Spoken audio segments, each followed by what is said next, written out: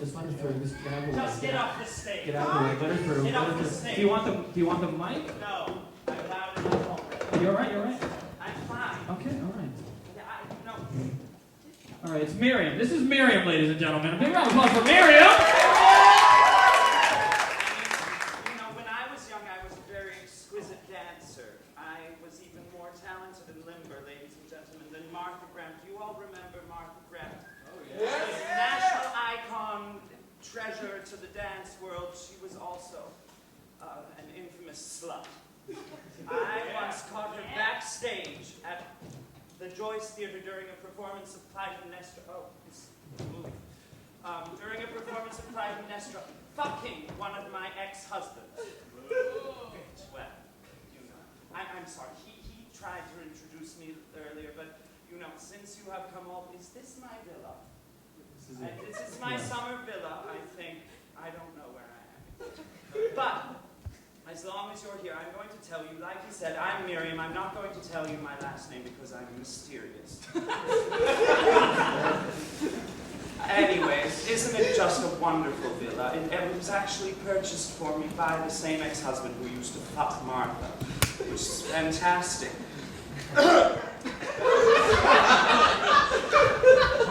Anyways, I don't really have a lot of bitterness towards Martha. In fact, I helped her a lot in her career as she was coming along. We used to go to lunch at our favorite little bistro, secret little bistro on the Upper East Side, Lexington's Hole.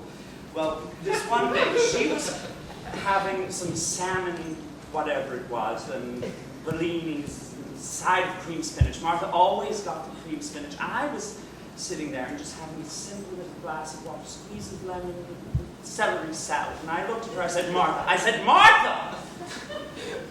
I'm so happy that your career is taking off, but people are really going to scrutinize you now. Do you think you should be eating all of that? She said, of course I'm going to. But I saw that little spark in her eye, waver just a tiny bit. At that moment, later on, she excused herself to the ladies' room, and when she came back, she had the tiniest bit of cream spinach on her blouse. Yet she hadn't gone to the restroom with her spinach. She's been dead for long enough, I can say this. I gave Martha Graham bulimia. Her career skyrocketing into the stratosphere where she danced amongst the stars, only to later land on my dear husband's cock.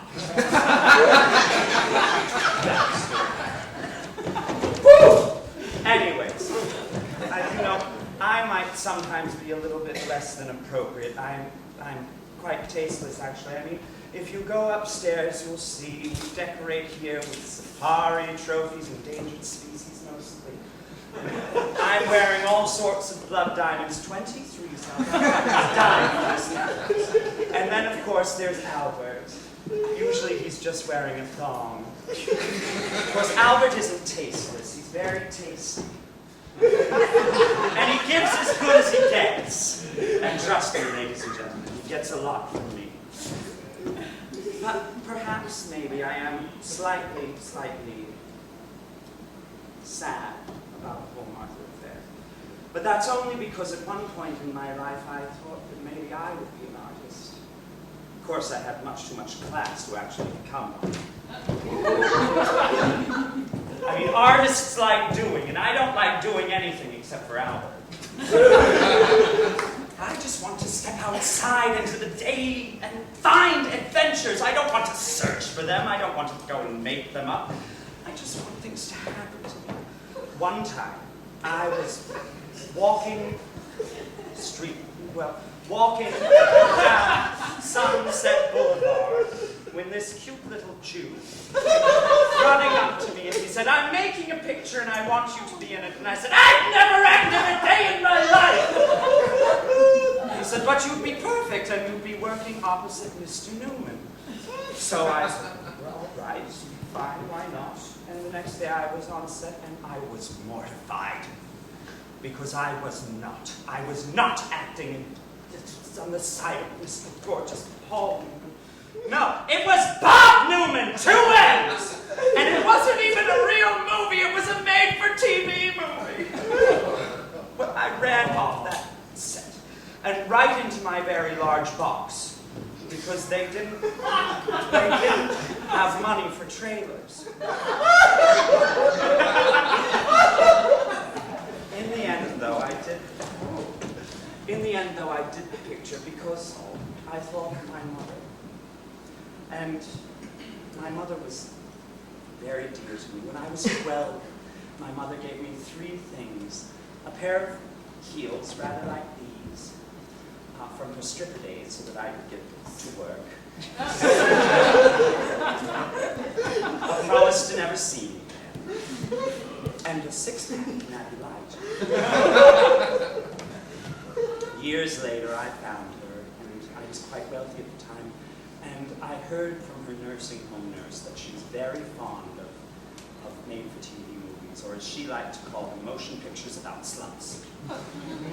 So, I bought her color television. I'd been through 6 or 7 marriages at this time. I had money coming and used jewelry, so go anyways. And so I decided to do the picture for Mother here with Mr. Bob Newman and Miss Meredith Baxter. It was fantastic, but I never heard anything from my mother afterwards, so I called up the nursing home, and I asked where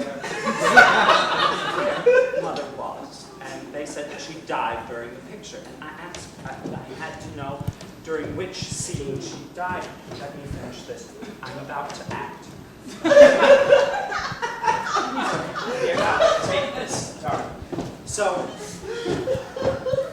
I asked in which scene she died, and they said it was in the courtroom scene. Now, some of you may have remembered this. They replay it on Lifetime quite often. It's the famous courtroom scene, and I'm at the witness stand, and I sit there and I say, hold on, let me get into character. I sit there and I say, stop right there, Mr. Defense Attorney. I didn't ask for this. I didn't ask to fall down that well.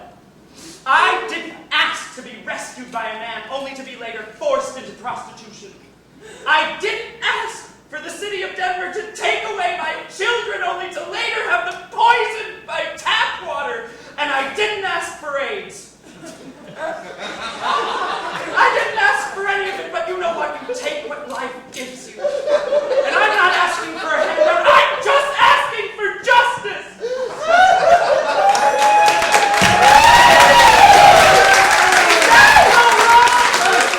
That's so wrong. That's what's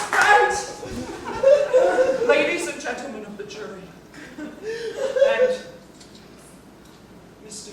Judge over there. I'm not thinking about the past any longer. Mother! I don't care that you abused me, that you made me sleep outside on a bed covered in bed bugs and bull weevils, and I don't care about the insults anymore, and I don't care about the yelling anymore. I'm living in the moment. And you know what? The road is hard, but I get up. I stand up on 2 feet, and if you throw me down, I'll get back up with a smile and a smoking gun. You can sit there and you can call me names, but guess what, ladies and gentlemen? I'll sleep with your husband! Throw me in the toilet! I know how to swim. So go ahead, do your worst, because I'm already in hell, but I have a great tan. So ladies and gentlemen, good night, good luck, and goddamn, I'm good.